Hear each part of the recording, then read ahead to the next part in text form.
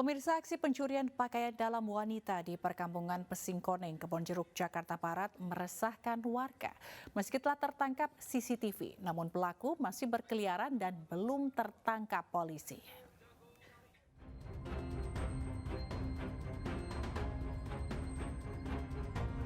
Teka-teki siapa pelaku pencurian pakaian dalam wanita yang meresahkan warga Pesingkoneng, Kebonjeruk, Jakarta Barat akhirnya terungkap.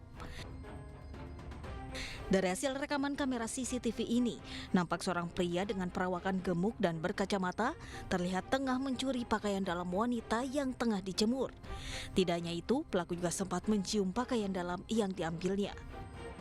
Kesal dengan ulahnya, korban kemudian memposting pencurian ini ke media sosial dan akhirnya viral. Menurut tetangga korban, kabar tentang pencurian pakaian dalam memang belakangan marak terjadi di wilayahnya. Meski wajah pelaku terlihat jelas, namun diperkirakan bukan warga sekitar. Ambilnya kaos sama baju. Kaos baju. Berarti emang udah sering ya Pak ya begitu? Sering. Terus TV hilang juga dia. TV? Iya, TV. Oh, sempat hilang. Hilang udah 5 bulan yang lalu lah, udah lama. Udah dilaporin di Polsek Kebonjeruk, udah disurvei. Kalau yang ini apa aja Pak? Selain BH apa aja Pak? Kalau masalah sering PH, masalah yang itu sih kurang tahu juga, kurang paham, nggak laporan sama Bapak. Warga berharap agar pelaku segera ditangkap guna mempertanggungjawabkan perbuatannya. Dari Jakarta, Miftahul Gani, iNews melaporkan. Tergiur dengan iming-iming uang sebesar 500 juta rupiah dari Wawon Irawan alias Aki membawa Solihin alias Dulo ke dalam pusaran kasus pembunuhan berantai. Meski telah membunuh 7 dari 9 korban, namun pria berusia 63 tahun ini tidak kunjung menerima uang yang dijanjikan.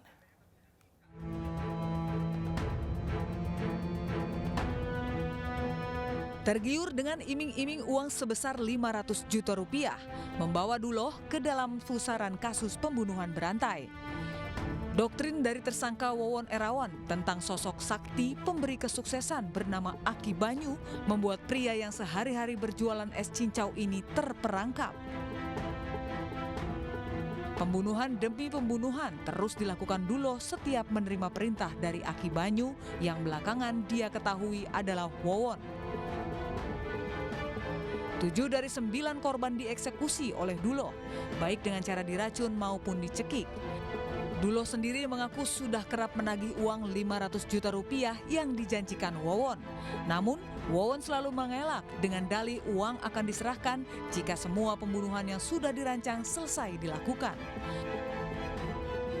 Solihin alias Duloh telah mengakui seluruh perbuatannya dan meminta maaf kepada seluruh para korban serta siap menerima hukuman. 7 orang bapak yang ngelakuin merasakan ya membunuhnya.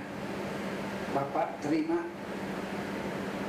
kesalahan bapak itu cuma 7 orang.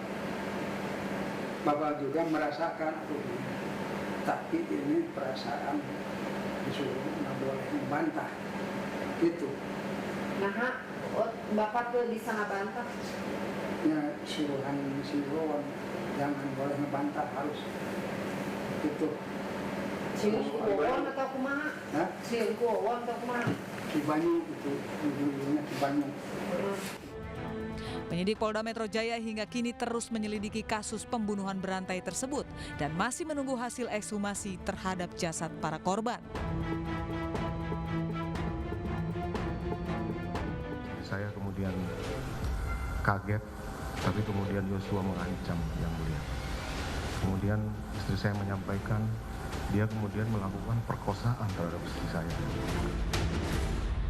Saya tahu kapan kamu bohong, kapan enggak. Cerita kamu nggak masuk di akal. Kalian karena buta dan tertuli, makanya saudara tidak mendengar dan tidak melihat.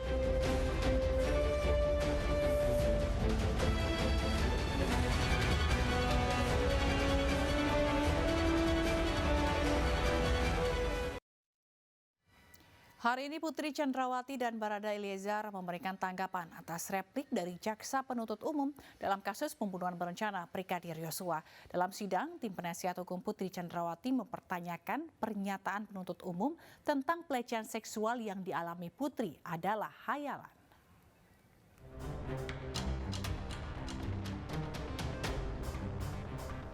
Dalam sidang yang digelar di Pengadilan Negeri Jakarta Selatan, tim penasehat hukum Putri Chandrawati menilai replik atau tanggapan jaksa penuntut umum tidak berdasar atas fakta persidangan dan hanya bersifat asumsi.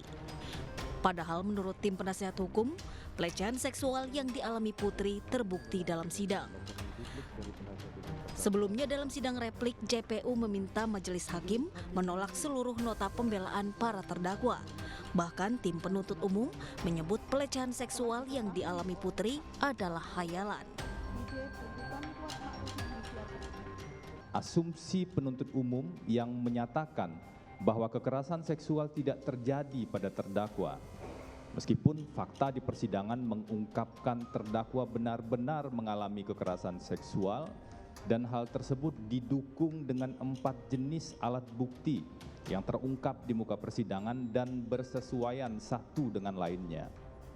B. Asumsi penuntut umum yang hanya didasarkan pada penggalan satu keterangan saksi Richard Eliezer Pudihang Lumiu yang berdiri sendiri dan tidak bersesuaian dengan alat bukti sah lainnya. Usai pengajuan duplik, majelis hakim menetapkan sidang vonis Putri Chandrawati akan digelar pada 13 Februari 2023. Selain Putri Chandrawati, Richard Eliezer juga menjalani sidang dengan agenda pembacaan tanggapan atas replik dari JPU. Kuasa hukum Richard Eliezer, Roni Talapesi, mempertanyakan makna eksekutor dalam replik JPU. Menurut kuasa hukum, jaksa penuntut umum sama sekali tidak mempertimbangkan peran Eliezer sebagai justice collaborator. Padahal, Eliezer secara konsisten mengungkap fakta penembakan di Duren 3, Jakarta Selatan. Dapat disimpulkan bahwa terdakwa Richard Eliezer Pudihang Lumiu telah memenuhi kualifikasi sebagai saksi pelaku yang bekerja sama atau justice collaborator yang berhak untuk diberikan penghargaan atas kesaksian yang disampaikannya sebagai saksi pelaku sebagaimana dimaksud dalam pasal 10A ayat 3 perlindungan saksi dan korban junto pasal 6 dan pasal 10 peraturan bersama 5 lembaga tahun 2011 tentang perlindungan bagi pelapor, saksi pelapor, dan saksi pelaku yang bekerja sama. Junto angka 9 SEMA nomor 4 tahun 2011 tentang perlakuan bagi pelapor tindak pidana atau whistleblower dan saksi pelaku yang bekerja sama atau justice collaborator di dalam perkara akuo.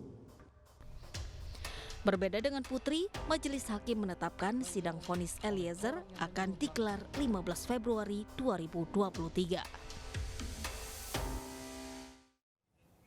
5 terdakwa pembunuhan berencana Brigadir Yosua telah menjalani sidang duplik. Selangkah lagi, Ferdi Sambo, Putri Chandrawati, Eliezer, Ricky Rizal, dan Kuat Ma'ruf akan dihadapkan dengan vonis hakim.